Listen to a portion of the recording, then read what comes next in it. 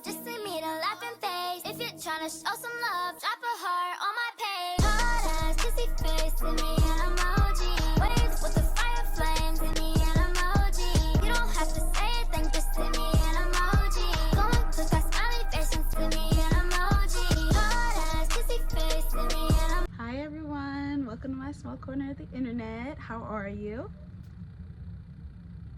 Good. Today we're going to be talking about me. It's a little Q&A, get to know me video because I haven't introduced myself to you guys yet. Start off by saying my name is Jazz. A lot of people call me JT, which stands for Jacq Trades, which stands for Jack of all trades. I got that name from working at Milano de Rouge. I was put in a whole bunch of different positions where I was able to, like, you know, do my thing. I was able to move around and learn different things in the company that I was able to teach other people in the company, and that's where I got the name Jacq Trades. I'm 22 years old. I'll be 23 August 13th, lucky number 13. My lucky number is 13 because I was born on the 13th, and so was my man, so was my grandmother. I just feel like that's the most lucky number I could have. 3 words to describe me would be creative, authentic, and I could say versatile. I would say I'm creative because I like to create. Like, art is my jam. I like to create like anything. I like to make cards for my boyfriend. I like to make cards, yeah, like personal cards for people. I like to paint like portraits and stuff for people. I like to like really create, like anything that's creative I like to do, and I want to learn too. Like, I've got a sewing machine. I learned how to do nails. Like, I like to learn how to do stuff. So I'm an August Leo. You can take that how you want it. My favorite color is pink. Something I've always wanted to do. I have a story. Something I always wanted to do at a point. I always wanted to, if you ever seen that show Victorious, if you ever seen Victorious and you seen the episode where Trina had everybody put their feet in the fish, I did that. I put my feet in the fish, and I have a video of it. It did not make me sick. It was very funny. It was tickly. It made my feet kind of like fall asleep. So yeah, that's something that I always wanted to do, and I finally got to do. Something that I always wanted to do and I still haven't done yet. I don't actually know at this time. I really don't.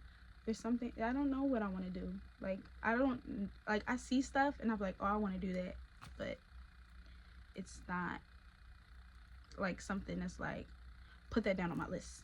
Like, that's why I can't remember, because it's like, it's nothing really that I really want to do other than graduate. I want to graduate. Something I really want to do, graduate. I would say what makes me authentic is the fact that I am like unwilling to change myself for other people. Like, I'm gonna always do what I need to do, or always be me and be myself in a position wherever I'm at. Like, I would say I'm unapologetically myself, and that's what makes me authentic. Painting is a hobby of mine. I got that actually from my friend Makai. Thanks, girl. One day while we were away at college, she was like, you want to go paint? And I was like, okay. So we went outside and we painted, and ever since then I was just like making little stuff in my dorms. Like, I made the that iconic little cloud LED cloud thing, and I made like the cloud wall. I made the flower wall. I made the, what's that, the little the music play, the playlist like play button thing. I've actually got one that I need to make now. I've got this big glass picture frame like picture, and I need to put the play button and everything on it, so I'm gonna do that. I paint for fun, so I don't plan on ever selling any paintings or like making any paintings on commission. I don't even think that I'm that good to like sell paintings. People tell me I'm that good, but that's the people around me, so they're like super sweet. My biggest creative inspiration right now would have to be Pinterest. I see a lot of stuff on Pinterest and I'm like, ooh, I should try that, or ooh, I should do that. So I get a lot of my inspiration from Pinterest. Besides painting, I like to read. I like to play my Switch. I like to scroll on TikTok. I think that's it. I think that's all the hobbies I have. Painting, reading, TikTok, Switch, and my job. My job is kind of like a hobby to me, because like I love to do it. Like, being in the classroom with the kids is just something I love. say a person or anything inspired my lock journey. I was taking out my hair. I'm gonna put a little. I was taking out my hair, and when I was taking it out, I was like, I think I'm gonna twist this back up, because right before that I had did a big chop, so I didn't really have too much hair. It kind of grew with the braids in it, and then I was taking the braids out, and I was like, you know what? I don't ever want to do my hair again. So I was like, I'm gonna lock it. So as soon as I was taking the braids out, I started back here. As soon as I was taking the braids out, I would split it in half and I would twist it in 2-strand twists. So I did start my locks with 2-strand twists, and that was, it'll be 3 years March 27th. I plan on keeping my locks until they grow to here. Like, this is probably where I'm gonna like start cutting them, but I'm gonna keep them forever, but I'm gonna probably start cutting them when they go to here, because washing them already, they're heavy. It's like a big ball of wet yarn or something. It's like unbearably heavy. So that's probably what I'll do. My favorite lock style would have to be this one. It's either this one or the one pony in the middle. At this time my hair is too short for like back ponies and stuff, so I can really only do like the tops and the sides. Like I like the ponies like this one. I like the side ponytails too, but it kind of pulls the back of my hair, so I try not to do too many of those. I try to do a lot of low tension styles so that my locks don't break. My go-to lock routine in the morning time is just my spray. I spray it with water. It's a water mixture of conditioner. I got peppermint oil, neem oil, cedarwood oil. There's a bunch of oils in there. It's conditioner, water, and a bunch of oils. And then I also spray rose water after that. The Thank God It's Natural rose water. I love her. One thing I wish people knew more about having locks was the fact that it's a journey. Like, it really is a journey. Like, when you first get your locks, some people love their locks when they first get them. Some people hate them. I honestly loved my locks. My locks probably came to right here, and I was okay with my little, because for one, I had already had short hair. It was like here, so I really wasn't worried about the length. I knew it wasn't going to be that long anyway. So yeah, you just have to have a lot of self-confidence, a lot of self-esteem, and you got to be willing to take the journey. That's one thing that I wish people knew about locks before they started getting them. Do I get a lot of questions about my locks in public? I wouldn't say a lot. I would say I get the normal amount of questions. Like, some people, like most people with locks will talk to me. They'll be like, well, who does your hair? When did you lock it? Who dyed it? Just different, like, little stuff that they can see on the surface. Nobody really gets in depth. Like, I'm not a grand rising person. Like, I'm not one of those people who are locked. I'm just like, I've got my locks, you know, they're here, they're cute. I'm not like, oh, there's a spiritual meaning. The roots are connected to the tree, which is connected. That's why your hair grows up. I don't know. I'm not one of them. A product I swear by, and it's not even a lock product. A product I swear by. She is bomb edge control. I will never, ever, ever not advocate for that girl. She is bomb edge control. Is the best edge control you will ever get. And she's black owned, and it's a woman. Like, triple homicide right down the line. I am also a college student, and I would say the best thing about college so far is me graduating. Like, this will be my third time trying college. The first time I went to college, I tried a university. The second time I tried community college, and for some reason it just didn't work out. So now I'm on a scholarship. I'm going back. I got a scholarship for my job, so I'm trying to do it over, you know. I'm trying to do it over the right way, and that's one thing that I would do over in life. If I went to college, like when I first went to college, I would have chose my major and stuck with the major that I wanted to do. I wasn't going to listen to my family or listen to anybody else about what they think I should do. I should have just stuck with my major. That's one thing I wish I could go back and change. And a goal I have for 2025, I want to end 2025 with a 3.0 GPA and at least all A's. I want all A's and maybe a B or two, but I really want all A's, because college A's are hard. College A's are hard to get. So college. At this time, I only have 2 classes because that's all my work schedule will allow me. I'm also on a scholarship through the TEACH program. They help young people who want to become teachers or have an education major. They help them pay for college. Well, in my case, they completely pay for college, and they pay for my books and everything. And during work, I get release time, so that means that I am able to, like when the kids are napping, I have about 3 hours to do all of my homework, classwork, anything, maybe even join a class if I have to. how do I balance school, work, and YouTube? So work comes first. I have to go to work because work pays for the scholarship. Work, then school, then YouTube. YouTube is only dead last because those other two are a priority. Like, I have to go to work in order to pay for school. So YouTube is just like, love YouTube, but YouTube's kind of like a hobby right now. For work, I am a toddler teacher. I teach 2-year-olds from 7:30 to 4:30 every single day, except for the weekends. I do a lot of lesson plans.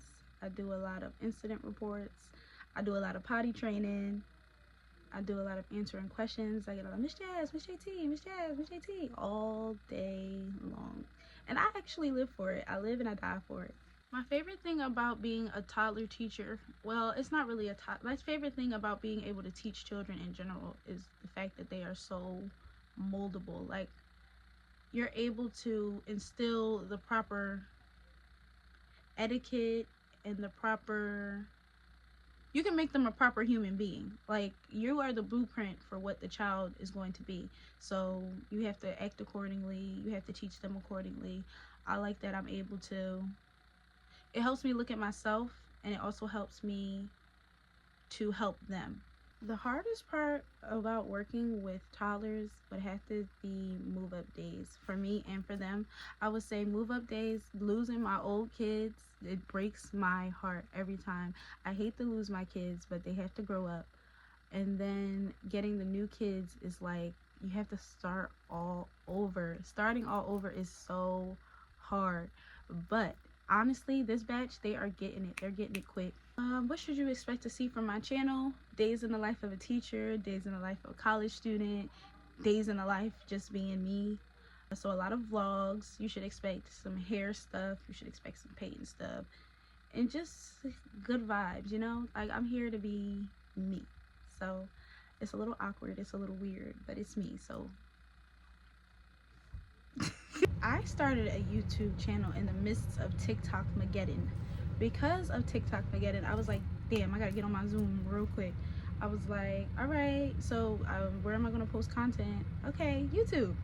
So that's where I went. And then when TikTok came back, I was like, okay, so, you know? So I just decided that I was going to continue the YouTube thing, and I was going to post my YouTube on my TikTok so that I could get more subscribers. If I wasn't doing YouTube, I would probably be focusing on my other hobbies, honestly. I'd probably be reading. I'm reading this book called We Are Inevitable. It is so hard to read. It's like a hard read. Like, it's so slow in the beginning. I'm only on probably like chapter 4. Like, it's just so slow. So I did get some questions on my Q&A post that I want to answer. One of them was, will I change my religion for the person I love? My religion, I don't necessarily have a religion. I was raised Christian. The only problem that I would have is with my family, really, if I decided to change religions for the person I love. But I really don't mind it. I would change my religion for the person I love. Like, I feel like love conquers all. So I would definitely be willing to change my religion for the person I love.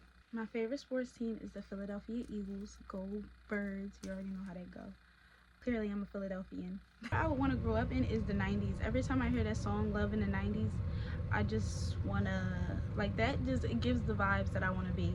Big clothes, just chilling, going outside, having, like, real life adventures, you know, not too much on the phones, coming in when the street lights come on. Well, not me, because I'm grown, but, you know, I like them kind of vibes. Double dutch, big hoops, you know, like that real, that real 80s 90s vibe. Like, I really just love that whole aesthetic, and not just like the look, like the hairstyles, the way everybody just was that girl, you know. My 420 festivities include hanging out with my bestie. That's my friendiversary, actually. Me and my best friend became best friends on 420, and every 420 we hang out, we chill, we smoke, we do our thing. This year I think we're gonna get matching tattoos again. I already have a matching tattoo with my bestie, and this one is this. We got this one in high school, so this one's a couple of years old now. So I would like to say, take that to all the people who say that you're not going to be friends with the friends that you had in middle school and high school. I met her in the 8th grade. This is my dog. Like, if I had to eat one food forever, it would have to be either oxtails or some type of potatoes. I love potatoes. I don't care how you make them, I'm gonna eat them. I love potatoes, mashed potatoes, gnocchi, french fries, I don't care. My dream destination would have to be Belize. I want to go to Belize so bad. I want to be on the beach. I want to be on the sand. I just want to go to Belize so bad. One thing I can't live without is my support system. I would not be anybody without my support system. I would have lost my mind already if I didn't have the support that I have. So that is one thing that I can't live without. It's not my phone. It's not TikTok. It's my peoples. Love them.